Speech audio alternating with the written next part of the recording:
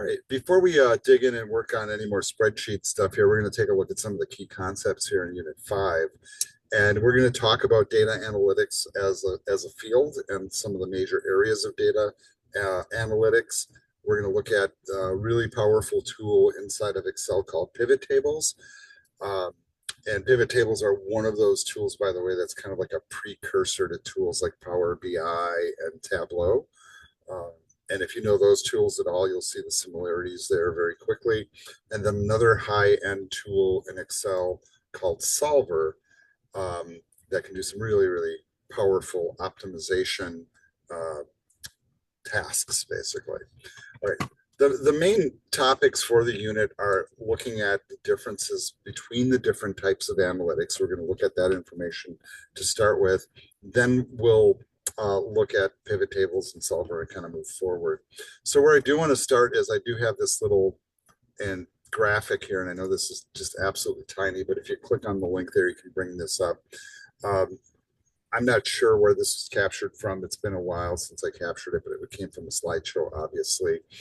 But analytics are basically broken down into a few different areas. And there's three, especially the analytic pieces, you'll see the first three bullets. And typically analytics will hit these topic areas, right? So in other words, when we have data that we can look at, the first and lowest level of data analytics is just simply to report upon the data or describe what is happening, as the word implies. So we just are describing what the data says. We're not really doing an analysis, and I want you to think about that. The analysis is sorting and organizing and totaling, basically, and then showing the result of that to somebody else. We are describing what the data is saying. So we call that descriptive analytics. Then there's predictive analytics, meaning if we are operating, for example, if we put in this much effort and we generate this much revenue, one would think that there's a correlation, and therefore we can predict in the future what would happen is if we put in more resources to generate more revenue, right? Or a real classic correlated piece of information is typically if a business advertises more, their revenue goes up because they get more customers, right? And so if I put in, let's say, a certain amount of advertising dollars and it increases my sales by 5%, one would think if I double that amount, I should be able to increase it by 10%, if you see like what I mean. So in other words, we can predict what will happen based upon current trends or changes in values that we can make to our current setup. The next level is the one it gets a little bit touchier, I guess, and more powerful, and that is where we prescribe a course of action based upon the prediction. So for example, if our goal is to cut back on cost, or our goal is to increase profit, those are, in business, by the way, those are like two of the big goals, right? Cut back on your costs, increase your revenues, and more profit, less cost, however we get there. And so if you can see that if we did, let's say, for example, like right now, our new administration is thinking that if they can shrink the number of employees in government, well, they're going to save us a bunch of money. Okay, sure, they absolutely will. They're also putting people out of work, and the services we want might not be as easy to get, right? So there's all these little issues that kind of go with it, right? So we can prescribe a course of action, assuming that we will receive certain results based on prediction, and we are really prescribing a course of action, right? And that one gets a little touchier, and I would call that very high-end analytics because you're basing it on assumptions. You're assuming the assumptions are correct, and if your formulas are all good, you might be correct. That might be the way to optimize things. And then notice the word that I just spoke, because then we lead to the last bullet, which is called optimization. And this is, where we get into the kind of the realm. The prescriptive and the optimization pieces are the ones where we get almost into like the science or theoretical side of things, right? And what's different about optimization versus prescriptive analysis? Prescriptive analysis is basically uh, it's still a prediction. It's not actually a proven result. Optimization is a different thing. Optimization takes our current operating paradigm and finds the most efficient way to utilize it to, once again, cut costs or increase revenues or optimize employee hours or whatever the goal is, right? And it's usually a complex series of equations that builds up optimization. And when you see me kind of go through the solver thing, which talks about that, um, it's not like you're working with one formula. You sometimes are working with a dozen formulas or hundreds of formulas all working together. And how do you find the best value? And the thing is, you can do all that with traditional number crunching, but optimization gets really interesting because one of the powers of Excel is to run through a ton of permutations of data and then find the best fit for the data. And then you can use that information to optimize your business operations, basically, or whatever your organization does as a collective. The other thing I do want to point out here is when we talk about the four types of analytics, the two big ones that we talk about are these. Now, the links for predictive and prescriptive do take us over to LinkedIn Learning. I'm just going to pop us over there really quick. I'm not going to necessarily play through the videos here, but I do want to show you that these are the two videos that follow the big data video, and I would recommend very, very strongly that you watch these two. And then when you get into business intelligence, that kind of takes us into the optimization area a little bit.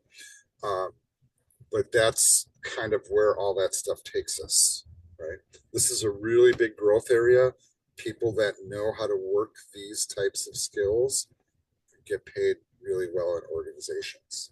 Organizations look to these people for guidance on how to operate. So please watch these videos. They're not very long. And if I had a longer class, like we had a 4-hour class, I would totally watch the videos, talk about them and all that, but they're very nicely done videos. But in short, predictive analytics is a category of data analytics aimed at making predictions about future outcomes based on historical data and analytics techniques such as statistical modeling and machine learning. The science of predictive analysis can generate future insights with a significant degree of precision, right? And once again, like I'll use the example of advertising. Hey, if we spend X amount of dollars and we get a 5% boost in business, one would think if I double that amount, I should get a 10% boost in business, right? And often those predictions are highly accurate and within a very tight range. And so often used by businesses to do their stuff. Okay, I did not want to go to the video, so I apologize. What I want to do is go to the we'll bounce on screen and I'm flicking away from it. Prescriptive analytics is an area that focuses on finding the best course of action in a scenario given the available data, right? So just because your information is telling you one thing doesn't necessarily mean it's the best course of action. You know, I'll use that example of like, shrinking government, right? In principle, we can cut down on the employees and save a bunch of money. But what if those employees are performing a service that's really important to you or what you do? Then it doesn't seem like such a great idea, right? So you got to like balance the numbers with what makes sense. That's kind of the point here. But notice it's related to both descriptive analytics and predictive, but emphasizes actionable insights instead of data monitoring. So like, what can we actually do, right? In some cases, just because something's possible doesn't mean it's actually going to happen. So that's those big categories of analytics. Watch those videos on LinkedIn. I think they're very helpful in understanding this really well. And since this is our first, true data analytics course, like you're getting introduced to the terminology of it all and kind of starting to wrap your head around what it really means. And maybe you're saying to yourself, is this really what I want to do with my life? Right. So it is not for everybody. Right. But the flip side is it is in demand because a lot of people don't want to do it. That's the flip side. All right. Next thing that we're going to do is we have this pivot table piece. And I want to kind of show you here, there's a few different things that I've got linked up here on this page. And one of them is the video from LinkedIn Learning on pivot tables. And what I want to do is I do want to play that video because I think it provides some really cool little insights. Then there's also a tutorial. I'll bop this in there and show you how that works, and another one down here. But let's start with the video. Now, in my recording here, by the way, I'm not going to record the LinkedIn video into my video. It doesn't make sense to do that. Probably all sorts of copyright problems with that too. So I'm going to pause my recording while we watch the video, and then we'll talk about it in the aftermath. It's the recording. All right, so we watched those videos. We talked a little bit about pivot tables, but the summary really of a pivot table is that you have this tremendous power to take data that pre-exists and start analyzing it and sorting it and coming up with, like, basically, I'm going to say descriptive analytics super, super fast. Instead of sitting there and writing complicated formulas to summarize information in a table, a pivot table allows you to very quickly drag stuff between those four little boxes, decide what's a row, what's a column, what totals you want to see, what stuff you want to see or don't want to see, and create some pretty fancy output, all without ever polluting the original data set in the process. And that's a really valuable part because you have all this information you've gathered. Now you can use that information to give you a description in a summary format that might be useful for decision making. And as they demonstrated in the video, you can also, if you know how to work the tool well, you can kind of on the fly say, hey, can we look at that by region, or can we look at it by like how many dishwashers are sold versus refrigerators, or by salesperson, or by totals. And it's very quick and easy to change it, once again, without polluting the original data set.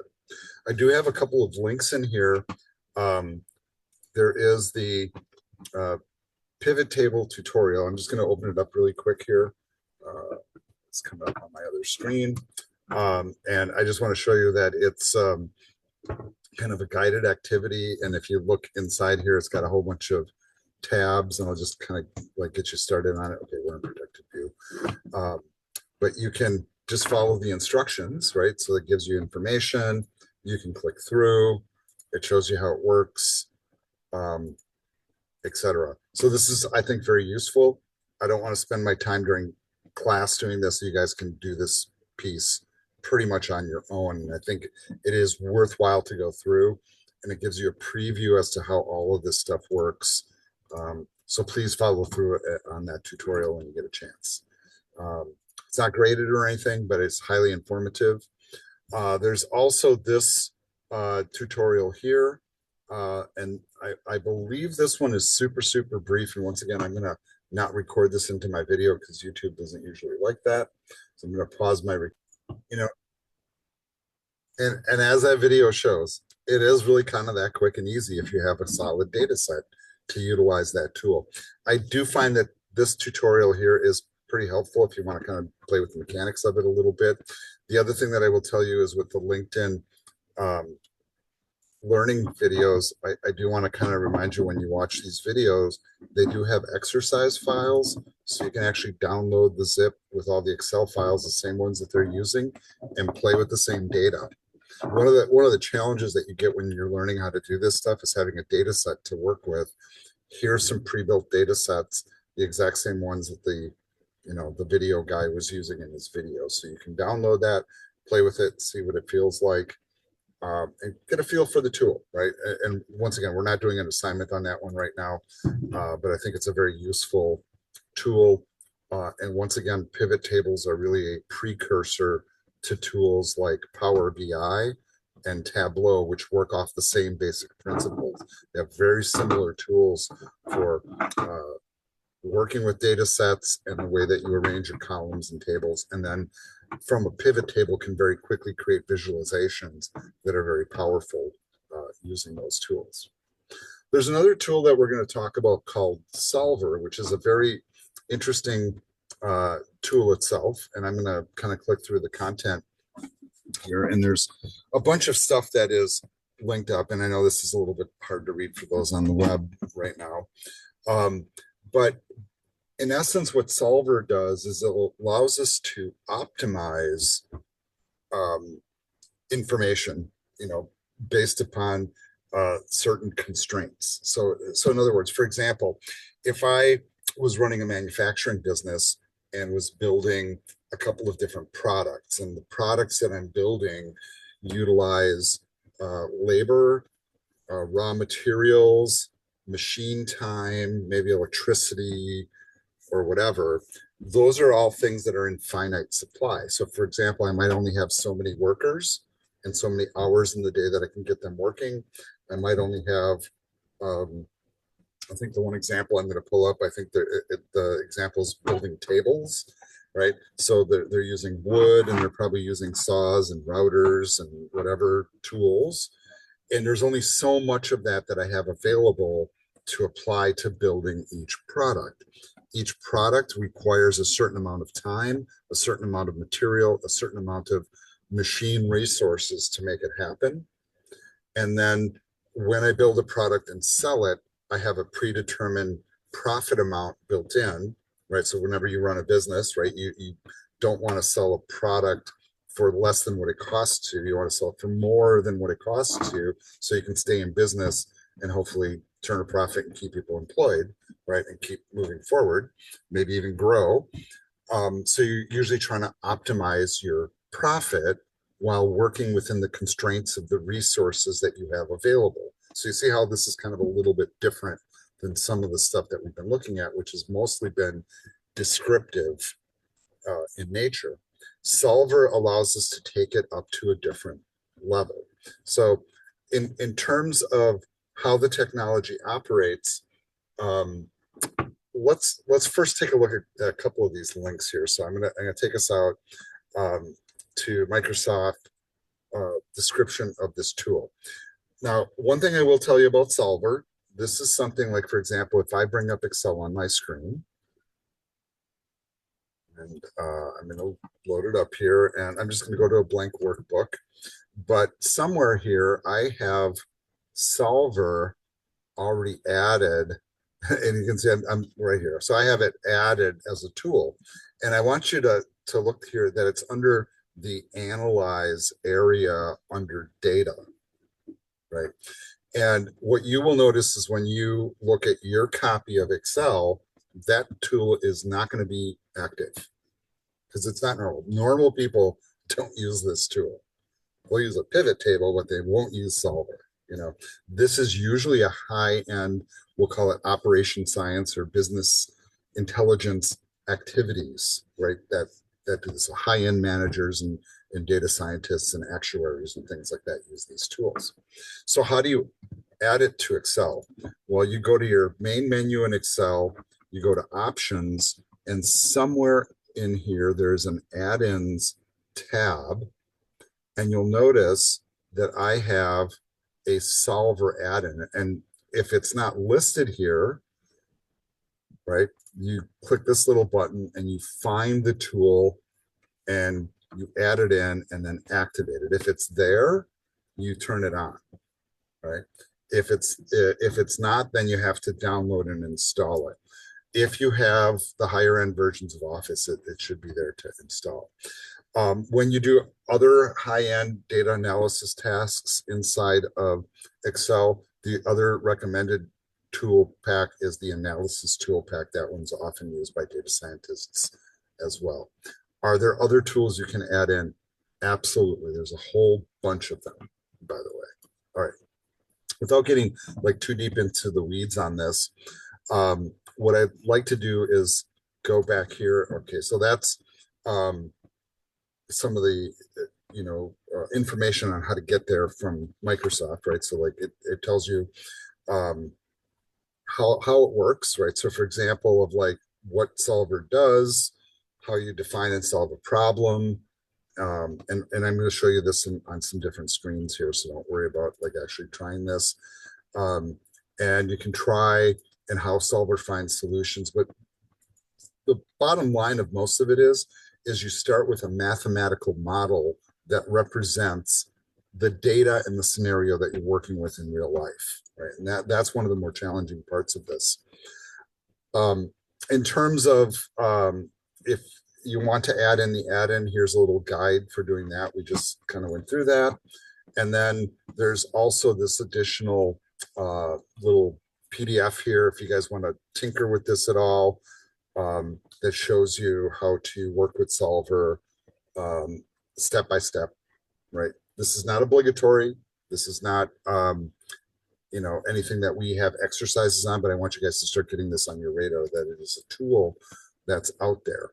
Now, what I did here, and I don't know if I have the time to like, maybe I do, but I have somewhere here saved an image. Just bear with me. And I'm going to bring that image up on the screen here. And I want to show you an example of a solver solution. Now, just to give you kind of like full disclosure on this, where this comes from, is a number of years ago, I was teaching for a different institution. And actually, my very first endeavor into teaching in higher ed was teaching this material. And it was kind of like being thrown into like the deep end of the pool, which is on fire and populated with sharks. It was kind of like that because I had never taught the course before, and they gave me the book like 2 hours before class started and said, good luck. And I was not prepared. That's a horrible thing as a teacher. I like to be well prepared before I walk into a classroom environment. But the essence of the class was working with this type of scenario. What I'm, time permitting here, I'm going to maybe try to build an example of this, but I might opt to go with, actually working on our homework. We'll see. But let me just explain the lay of the land, because right now you're looking at a spreadsheet and a dialog box, and this is an image of them, right? This isn't actually the actual work. But the way that this works, right? This is the scenario I was talking about. So there's this manufacturer that makes furniture. They make two different tables. One's called the country table, one's called the contemporary. Each table, when manufactured, generates this much revenue or profit for the manufacturer. So like $350 for every country table sold and $450 for every contemporary table sold. The boxes here with the green text, this is what's being calculated by Solver, and we'll talk about that. So this will start out blank, right? And then basically the way they come up with the total revenue is they take the number of tables produced, that's the green text, multiplied by the selling price, and then that total is added to these two multiplied together, and that's how we come up with the total revenue. So the goal ultimately of this solver thing is to maximize the total revenue. Like what mix is going to give us that max revenue? So all of the tables require a certain amount of router time, sander time, and polisher time. So this is, I'm assuming these are hours. So 1.5 hours, 3 hours, 2.5 hours. And then those numbers, right? Those number of hours has to fit within the total number of hours available. I don't know if this is by day or by week, whatever that number happens to be. Maybe it's by month. So they have 1,000 router hours available, and maybe they have a certain number of routers, a certain number of sanders, and a certain number of polishers, and these are the hours available that we can use them. Excuse me. All right, so each one requires a different amount of each one of those machines, and there's also this thing down here where at least 20% of the tables have to be country tables, and at least 30% of the tables have to be contemporary tables. That might be based on orders. Maybe you have a retailer that needs a certain amount. So the way that this begins is you break down all of the different mathematical formulas here. So there's formulas here, this is multiplication and addition, all the way down and through. Multiplication and addition equations read as standard algebra equations like what we see here. Now the x1 and the x2 represent the one product. X1 would be country, x2 would be contemporary. And what that means is, for example, 350 times x1 would be the representation of 350 times how many tables we make. 450 times x2 is this, profit amount times the number of tables. That's what we're trying to maximize. Notice how it's listed. We're trying to maximize revenue. But we have this little ST thing which says subject to, or basically these are our constraints. I only have so many hours for router time, so many hours for sander time, and that's split between the tables, right?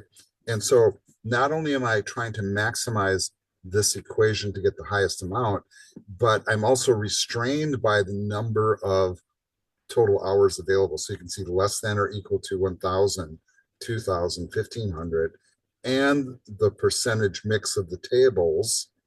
And then there's a logical piece here, is I can't make a negative amount of tables, so it's got to be greater than or equal to 0 for each one of those, right? And so what you're dealing with here now, and I want you to think about this, is a series of how many equations is that? 7 equations.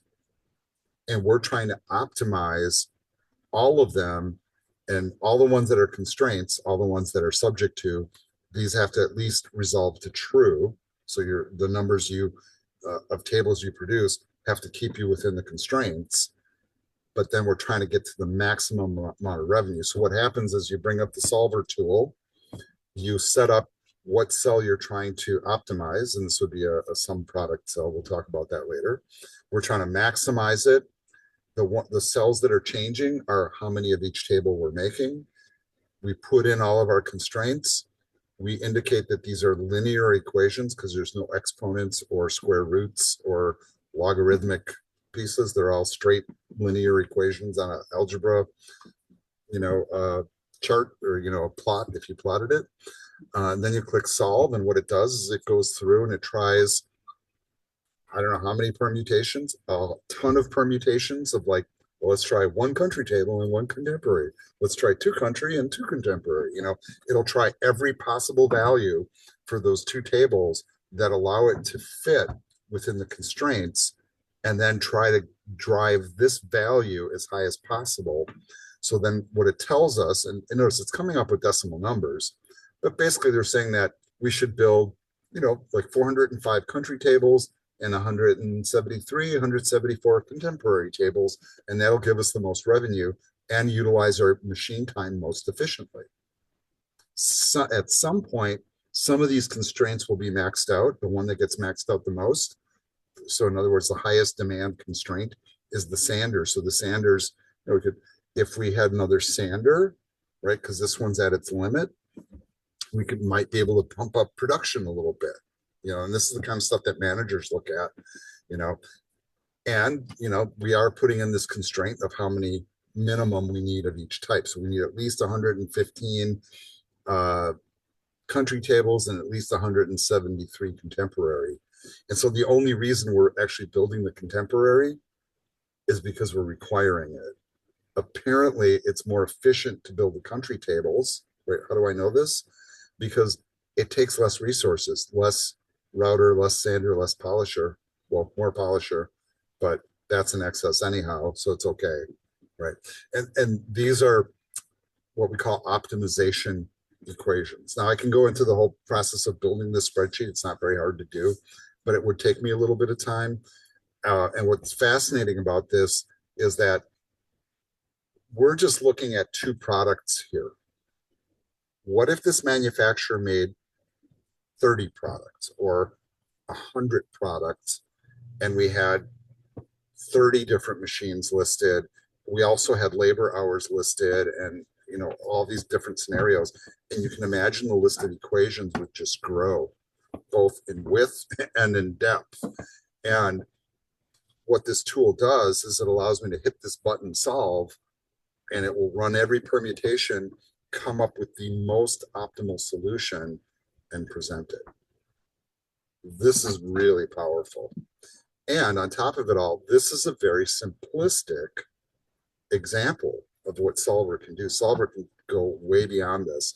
And it's used for situations, for example, like if you're, let's say, a trucking company and you're shipping a truckload of product across the country, what's the most efficient way to get it from, let's say, Los Angeles to New York? Well, if you know the United States, there's more than one road that goes from Los Angeles to New York, and you're driving through states where the gas might be cheaper, the gas is more expensive, or there's tollways, or there's mountains, or whatever. And you can use Solver to figure out really weird equations like that too. Figure out the best path, or the most revenue, or the least cost, and this gets crazy, crazy powerful. Right? Very, very cool tool, very high-end tool, by the way. So that's my brief introduction to Solver.